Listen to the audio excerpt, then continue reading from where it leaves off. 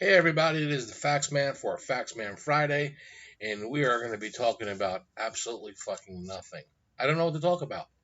I watched my son's video, the basic betting 101, and a lot of the stuff that I talk about, he pretty much nailed. He did a real good job doing it. A lot of a lot of key points he hit on. So it occurred to me while watching this video that he did. Uh, Sometimes, as you see, I bust his balls on disagreements that we have when it comes to sports betting, and then I realized something that a lot of things that he's said in the video are all true, money management, all that other nonsense. He nailed that. The thing is, I think what's making us a little different, right, is I think that we talk to different audiences. When I was with Don Best, I had the number one video. I think it was 3 straight years. I mean, the fucking closest video that was in second, I think, was I don't even know. I mean, just some douchebags. I guess that's it. Just a bunch of dudes doing videos, selling picks. I never sold a pick in my life at Don Best. Just never did that.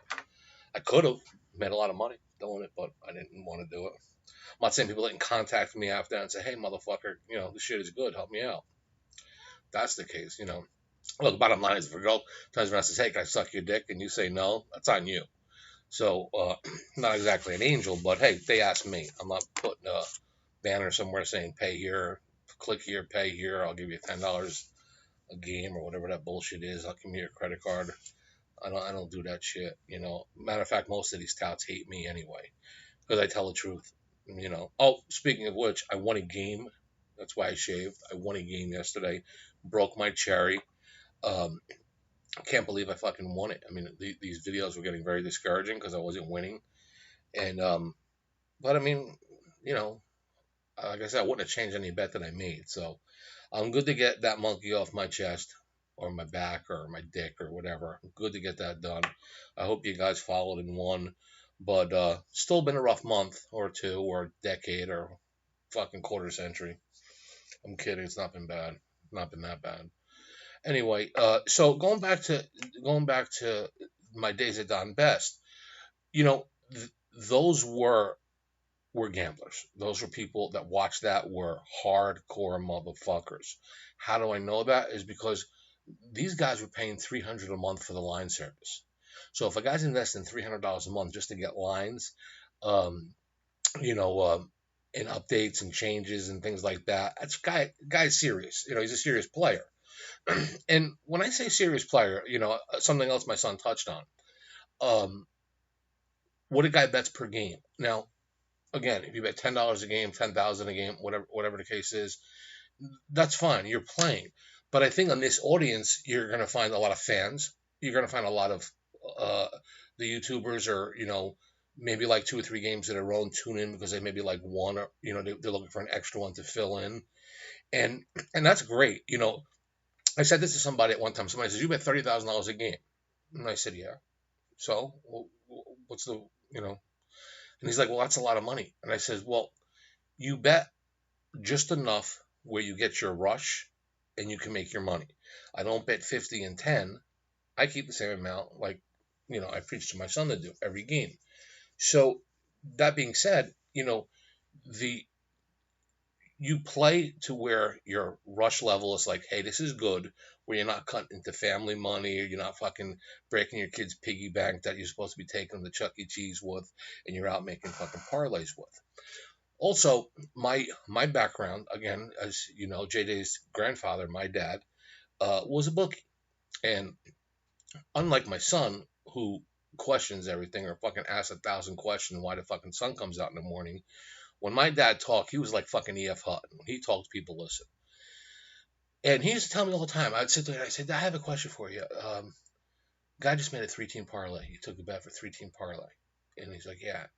And I said, "Am I reading it correctly? It's like 100 to win 1,200." And he's like, "Yeah."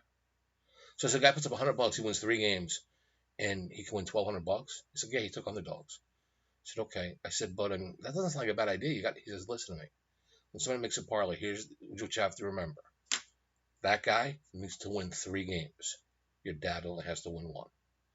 So he says when people make parlays, if somebody wants to make a parlay and come here and do it, he can't get a ride, I'll pick him up. I'll bring him here. He says that's why you drive around in a nice little fucking moped or whatever the fuck I had. I mean, yeah, I mean that's my dad was very, very slick that way, but he was an old school slick, which is kind of like the way I am. Um, he used to book horses. So for any of you guys bet horses, guy bet a horse that's like fucking 1-2. Guy put up 2,000 to win 1,000. I'm like, all right, give me the bet. I'm like, Dad, didn't this horse win like 20 races in a row? So I don't give a fuck. He won 50 races in a row. So I said, but I mean that's like almost a sure bet. He says, my philosophy: if you have 2, you don't need 1. I fear the guy that has 1 that's looking for my 2. That's the guy I fear. So when the people in baseball start betting, and back in them days, used to say, when people in the baseball want to lay 2-1 on Catfish Hunter or Ron Guidry or whatever, whoever they were, I love it. I love it. Let them lay 2-1 because they're going to lose. They can't win. So I always looked at that and I said, you know what, that's correct. So for you guys out there, you have an established amount that you should be betting. And again, like my son touched on that bankroll, that you should bet 2% of your bankroll. Some jerk off just came up with that motherfucking idea, and like people actually do it. Let me ask you a question. You go to Vegas, right? Bring $5,000 to Vegas. Do you like put away $50 for slots per day? That's 2% of your bankroll, or $100, whatever it is. You go to the dice table, you bet 2% of your bankroll. You just spread out 2% on a dice table or hand the blackjack. That's silly. You bet according to the way things are. Good luck and bad luck is contagious. You can't escape it. You just can't. So, I mean, my answer is simple. I'm not, I cut your units down, cut this. Fuck that.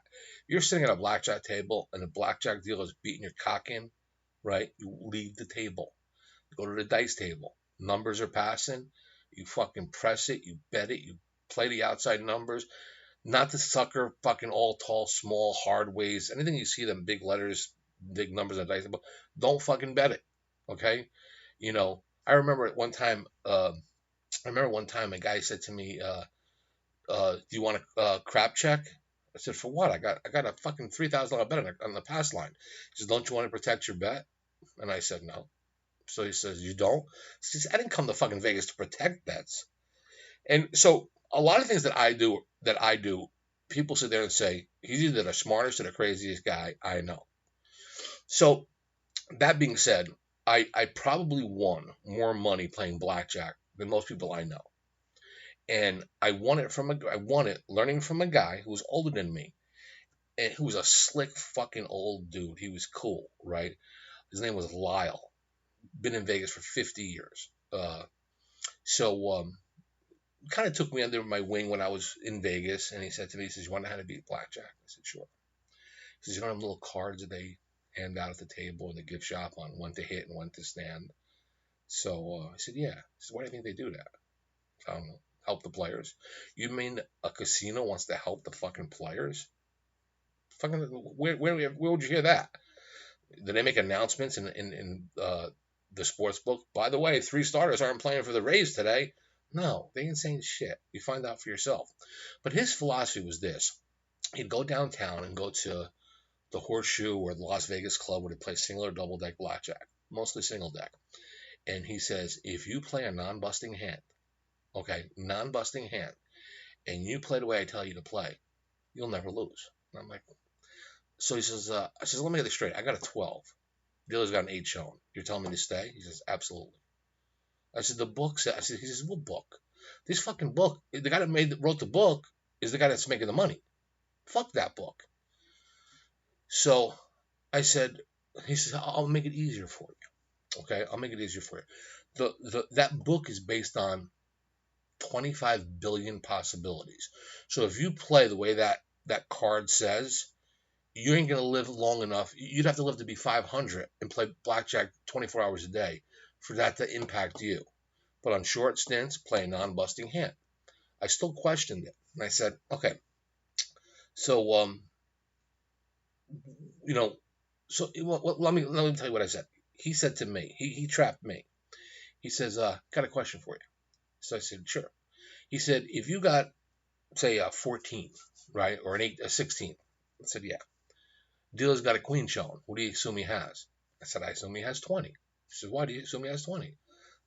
That's what you're supposed to assume. He said, okay, fair enough. If you're going to assume he has 20, so my 14, only one card could beat him, a 7. One card in the deck could beat him. Okay, a 6 could push. But that's 2 good cards that could help me. Everything else does not help me. Does not help me. So if I could pull a 3 and get, 19, he has 20, I'm beat. I could pull a 2, doesn't matter, right? So he says to me, just like you have like a 10 and a 6, why can't he have a 10 and a 6? Just like you have a 10 and a 4, why can't he have a 10 and a 4? A 10-2, a 10-3, a 10-4, a 10-5, a 10-6, all good, right? That's all good for you. He can bust. So I'm still skeptical. So then he says to me, quick question. If you got an 11 and a dealer has a 6 showing, what do you do? So I double down. He said, well, why do you double down? I said, because the probability of the next card being a 10 is good. He says, exactly. So why is the probability good when you're hitting on 11 that you're going to get a 10, but not when you're hitting on 16? You can't have it both ways. So, and then I thought about it. I said, you're right. You're assuming the next card is going to be a 10. That's going to get you to 21. So when you double down or you split or whatever it is, you're expecting 10s to come out. So there's no order in which the cards can come. Like I say, there could be there could be 3 10s under the 6 that he has. He could have 20. Look, the way I look at it is, if a guy has 20, he fucking won. Okay, he could won. He won. He won. I am not going to let a guy put it in my ass by me taking myself out of the game. If you play and draw cards on bustable hands, you're going to take yourself out of 33% of the hands or more, maybe closer to 36%, which means you could be playing with a fucking statue and lose money. So I've played it, and I did really, really well with it until you get the one guy that comes in the table betting, you're at a $100 minimum table, and he's lucky you can bet $100. And he's like, yo, what are you doing? The book doesn't say to do this. I said, well, my book does. But that's just a little blackjack tip I'm giving. I know a lot of people are going to sit there and say, oh, he could have 10-8, and you could still. Trust me. Never play out of the shoe. Never play more than 2 decks. Play non-busting hand, 1 and 2 decks. You'll win. End of fucking story. Okay? Again, think about it. Why did I give you the cheat sheet? It's the same reason why they put them fucking. Did you ever go to the roulette wheel and they put them numbers up? They put the numbers up because some sick cocksucker is going to say, holy shit, 6 came out, my daughter's birthday. Oh, holy shit, 10 came out, the number of times I jerk off on Tuesday. That's just to lure you to the table. Because somebody has, from the number from 1 to 36, someone has at least 15 numbers that would make sense to them to bet on. It lures you there. Oh, 5 blacks in a row. Red is due. Let me go bet it. It's not due. It's still 50-50. Well, with the zeros, but you know what I'm getting at. So I guess what I'm saying on this is, people, the YouTube guys, and you guys are great. I mean, I know you guys ask me to keep doing these videos, and you ask me, you seem to enjoy it. I mean, I can't do them all the time, and I can't like bust my son's balls all the time. I mean, he's a half a faggot. What do you want from me? But he's a good kid. He's smart. He's only smart because he learns from me. I mean, let's call a fucking spade a spade. It's not a racial thing, but he's, what do you call it? He fucking learns this shit from me. Now, I will give him this. I'll sit there, and by the way, this prick sleeps, goes out, does his thing. I'm up at 1 o'clock in the morning, every morning, like clockwork, watching my videos, because I have a videographer tape all my baseball games. I don't watch games. Watching fucking sports live with money on it is for fags. Or for people whose fucking knees are knocking and shaking like a whore in church because they want the results. I don't want to know. I get a videographer that comes in, has all the games on. Well, actually, 3 of them. We come in, they get paid $20 an hour to watch fucking baseball and edit it. No commercials, no catchers walking to the mound. I watch a baseball game in 6.5 minutes, a football game in 4 minutes. I don't want pretty much watch basketball, but I know the difference between a pitcher who pitches, a 5 hitter. Some of it could be deceiving. A couple seeing eye hits, a couple of great plays. That's the way I do it. So pretty much with me, my eyes will tell me at 1 o'clock in the morning who I like the next day. Then I'll put in a number that I'll inject that number and say, okay, if I can get this number, that's great. Now my son talks about value a lot, and yes, you can't win without getting value. There's no question about that. But how many times have you seen this? And how many times have you done it? Everybody has done it. You watch New England get beat on a Monday night. So they lose to like fucking Denver or something. So they lose the game, and the following week they're playing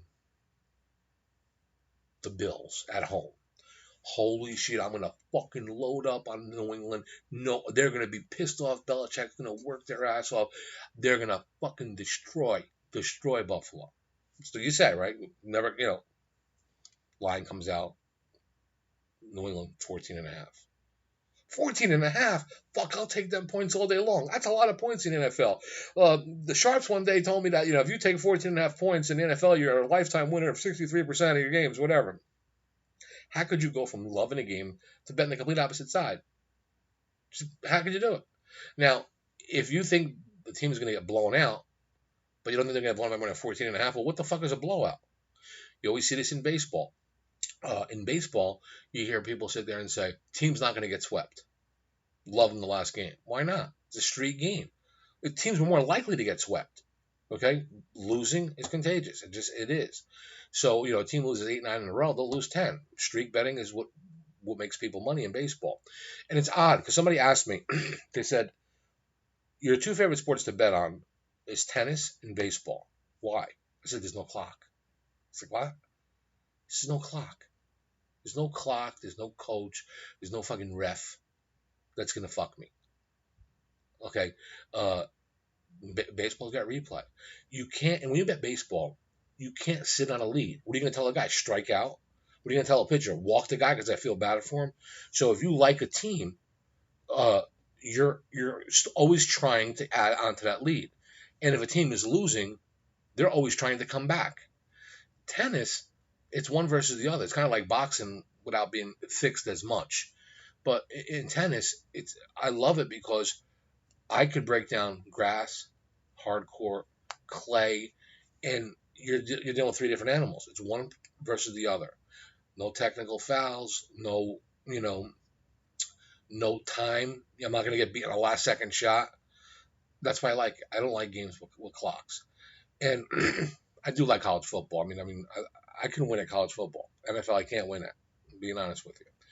Anyway, I'm rambling. I know I'm not doing most of my stuff, but I do have a play for you, and it's a principal play. See, I can actually do these things without fucking cursing. I just cursed, or without ripping my son. See, as I'm saying, this is like fucking experience. This is versatility.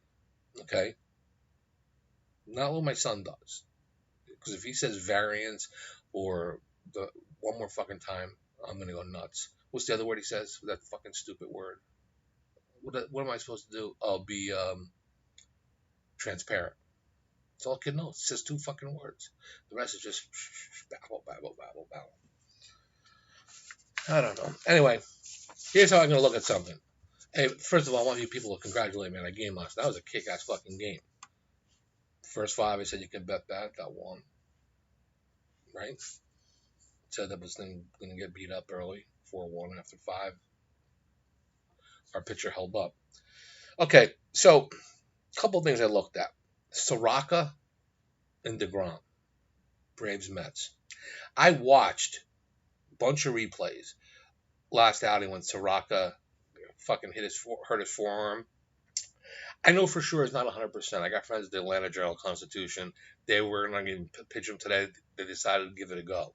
In baseball, pitchers are like cunts. If everything isn't right, they'll find something to get in their head and fuck it up. So he's giving it a go. He's probably 90% or 80%, otherwise they're not going to start him. But he's a really good pitcher. I mean, I can't sit there and tell you that, anything other than good things about the kid. Why am I betting against him? He gets pulled after 2 innings the last game. Now, before that, before that game, before this injury, um, he had 8 earned runs in 11 innings and only 5 strikeouts. This kid's supposed to be striking out 8, 9 guys a night, 10 guys a night. So he really hasn't had an effective outing in like 15 days. So, and you got to look at it like this. If you're going to bet the Mets, okay, if you're going to bet the Mets, you're going to bet them 1 at home. You're going to bet them 2 coming back from a road trip, and they had a long road trip. And you're going to bet them with Degrom on the mound, only laying -121 right now, a bookmaker. I mean, I just put it in there. So at -121, that's fine. Now, again, it's like my son says, it's not what it's not what you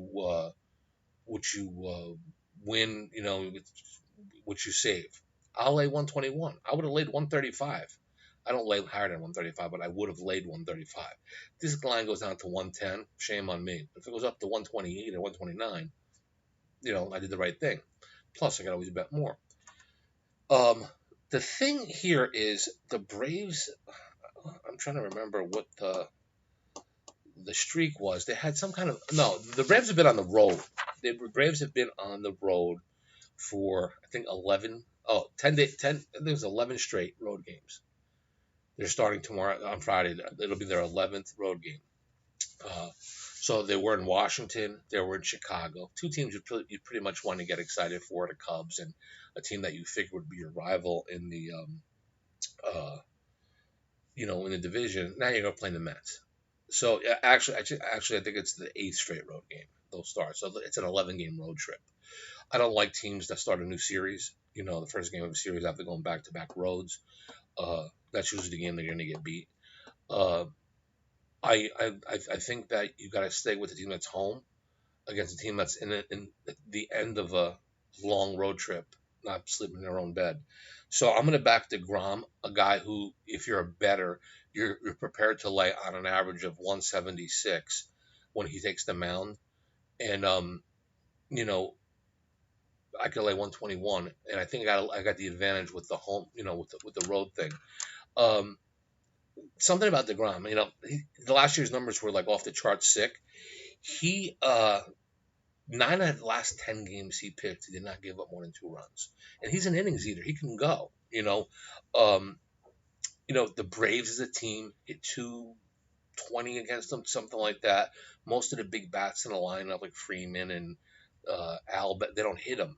He strikes out guys. I mean, he actually pitched against the Braves 10 days ago. He goes into the 9th inning with 1 hit. I'm sorry, I had this written down because I didn't remember it. 5 hits, 10 strikeouts, and the 10-2 Mets win. That's it. 2 runs, right? Because of 2 runs, you ain't gonna lose the bet. Braves can't hit him. And this is a long video, probably because I'm not cursing. Cocksucker, motherfucker, whatever. But you know what? Maybe this is the cleaner, more adult version of the Factsman. Okay, my son is now getting cleaned up with his stuff, with the other videos. So maybe I'll start. I ain't cleaning up shit. I just had nothing to talk about today. I just threw on a wife beater. No big deal. And I figured let me get this video done. Now, I'm gonna be in the Bahamas for a week. I think I'm gonna be there for a week. So they got that new hotel there. I don't know. We're gonna be at that place. It's a place that took like 100 years to build. Well, anyway, so I'll be there for 4th of July, and so I don't know if I'm going to be able to do a video next week, unless my son teaches me how to do it by phone. I'll do it by phone, but I'm not bringing a fucking laptop with me to do videos when I'm with my daughter and jet skiing and shit like that. It's just not going to happen. So I mean, I'll be back. All right, 24 minutes, and I talked about absolutely nothing. But I think those were good. It was good advice, some good stories. Should I leave you with a joke? I don't know if I have any jokes. You guys fell for the last joke. Let me see. Oh, what kind of What kind of meat do priests eat on Good Friday? None. Priests don't eat meat on Good Friday. I don't know if you heard in the paper. Did you hear about it? Fucking Catholic Church always getting wrecked for shit. I'm a good Catholic, but the fucking Catholics get nailed. Priests and, but there was this one nun they threw out of the convent for doing fucking push-ups in a cucumber patch. What the fuck? She's trying to stay in shape. This is the Factsman. Everybody have a great 4th. Good weekend.